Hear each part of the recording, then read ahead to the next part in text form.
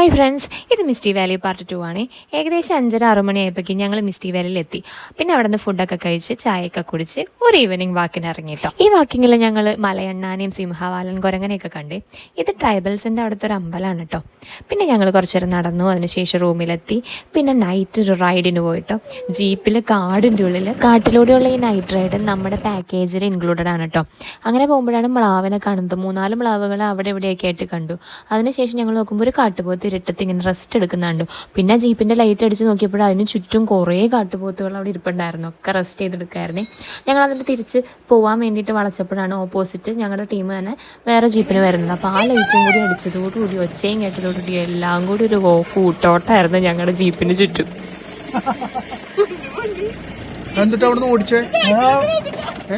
വണ്ടി വന്നില്ലേ? സത്യം പറയാൻ നല്ലോണം പേടിച്ചിട്ടു. ഞാൻ ജീപ്പിന്റെ ബാക്കിലിരുന്നു. ഇനി ഓടി വന്നെങ്ങാനും ബാക്കിൽ വന്ന് കുത്തിയാലോ എന്നൊക്കെ ആയിരുന്നു. ജീപ്പ് ബാക്കിൽ തുറന്നാലിരിക്കണേ.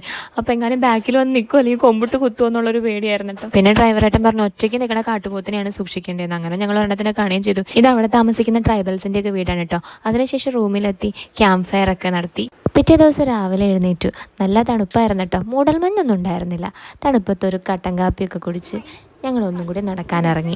ഇത്തവണ മലയണ്ണാനെയും അതുപോലെ തന്നെ സിംഹവാലൻ കുരങ്ങനെയും കുറച്ച് മയിലിനെയൊക്കെ കണ്ടു കേട്ടോ. മിസ്റ്റി വാലിയിൽ ഇടയ്ക്കിടയ്ക്ക് ആനകളൊക്കെ വരാറുണ്ടെന്നാട്ടോ പറഞ്ഞത്. പക്ഷെ ഞങ്ങൾക്ക് ഇത്തവണ ആനയെ മിസ് ചെയ്തു. അങ്ങനെ കാടിന്റെ സൗന്ദര്യത്തോടും മിസ്റ്റി വാലിയുടെ ഭംഗിയോടും യാത്ര പറഞ്ഞ് ഏകദേശം 11 മണിയായപ്പോഴേക്കും ഞങ്ങൾ അവിടെ നിന്ന് യാത്ര തിരിച്ചു.